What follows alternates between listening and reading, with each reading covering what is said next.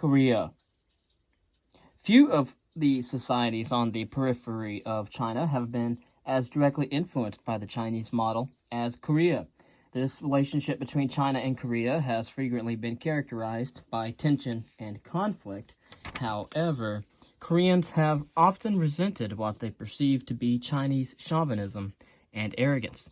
Of course, a graphic example of this attitude has occurred in recent years as officials and historians in both countries have fiercely disputed differing interpretations of the early history of the Korean people. Slightly larger than the state of Minnesota, the Korean peninsula was probably first settled by Altaic-speaking fishing and hunting peoples from neighboring Manchuria during the Neolithic Age. Because the area is relatively mountainous, only about 1/5 of the peninsula is adaptable to cultivation. Farming was apparently not practiced until around 2000 BCE. At that time, the peoples living in the area began to form organized communities. It is in this period that gives rise to disagreement.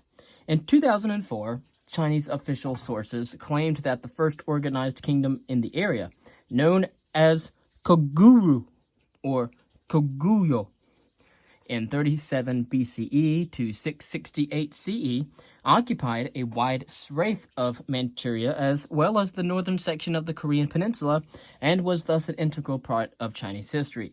Korean scholars, basing their contentions on both legend and, of course, historical evidence that is scattered, countered that the first kingdom established on the peninsula, known as Gojoseon, was created by the Korean ruler Dangun in the year 2333 BCE and was ethnically Korean, but it was at that time these scholars maintained that the Bronze Age was underway in northeastern Asia.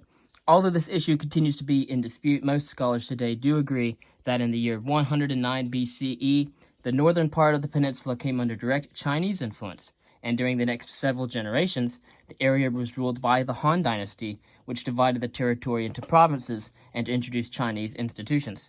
With the decline of the Han, however, in the 3rd century CE, power gradually shifted to local leaders who drove out the Chinese administrators, but continued to absorb Chinese cultural influences. Eventually, 3 separate kingdoms emerged on the peninsula: Koguru or Koguyo in the north, and Bakji in the southwest, and Silla in the southeast. The Japanese, who had recently established their own state, the Yamato Plain, may have maintained a small colony on the southern coast. Concerning the 3 kingdoms, from the 4th to the 7th centuries respectively, the 3 kingdoms were bitter rivals for influence and territory on the peninsula. At the same time, all began to adopt Chinese political and cultural institutions.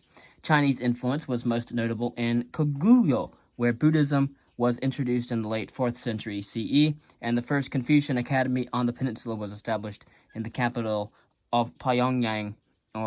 And of course, all 3 kingdoms also appear to have accepted a tributary relationship with one or another of the squabbling states that emerged in China after the fall of the Han Dynasty.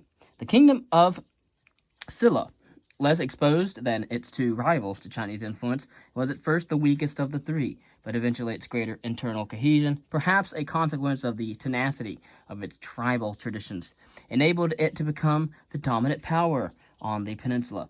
Then the rulers of Silla forced the Chinese to withdraw from all but the area adjacent to Yalu River. To pacify the haughty Chinese, Silla accepted tributary status under the Tang Dynasty.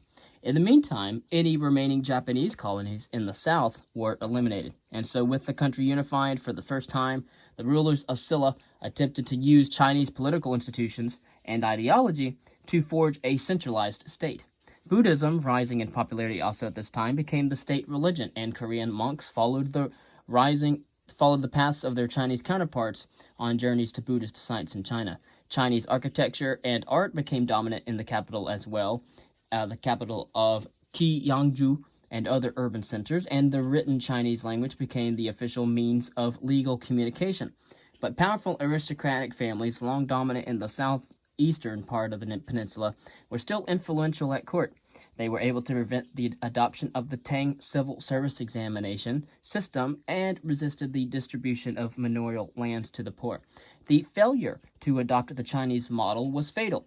Squabbling among noble families steadily increased, and after the assassination of the king of Silla in the year 780, a civil war erupted after that. Of course, then we have the rise of the Koryo. In the early 10th century, a new dynasty called Koryo, the root of the modern name of this country in English, of course, arose in the north. And of course, the new kingdom adopted Chinese political institutions in an effort to strengthen its power and unify its territory. The civil service exam and the civil service exam system was introduced in the year 958.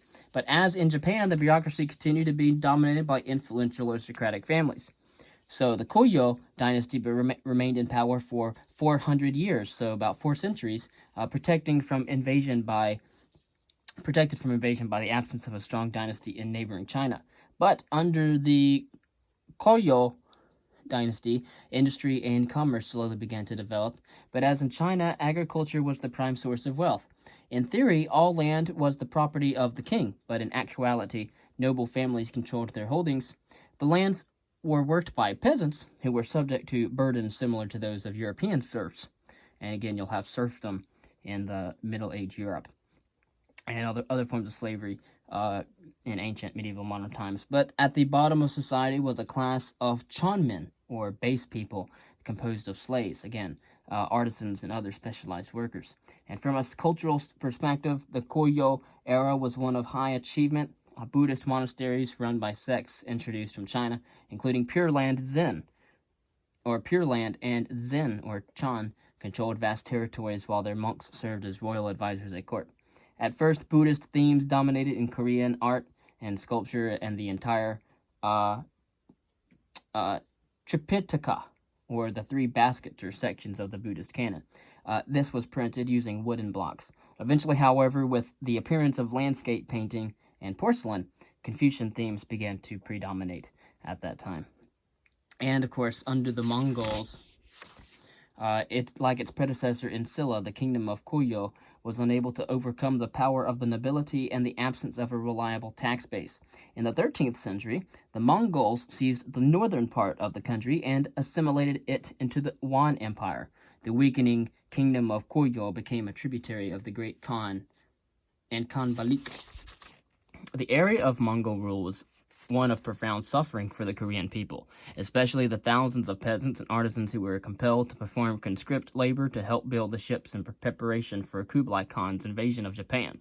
On the positive side, the Mongols introduced many new ideas and technology from China and farther afield. The Koryo dynasty had managed to survive, but only by accepting Mongol authority. The grandson of Genghis Khan, Kublai Khan, who and again, with the rise of the power of the Ming in China, Koryo collapsed and power was seized by the military commander Yi Songyi, who declared the founding of the new Yi dynasty in 1392, and we've talked about that in Chinese history. And so, again, with the rise to power of the Ming in China, Koryo collapsed and power was seized by the military commander Yi Songyi, who declared the founding of the new Yi dynasty in the year 1392. Once again, the Korean people were in charge of their own destiny.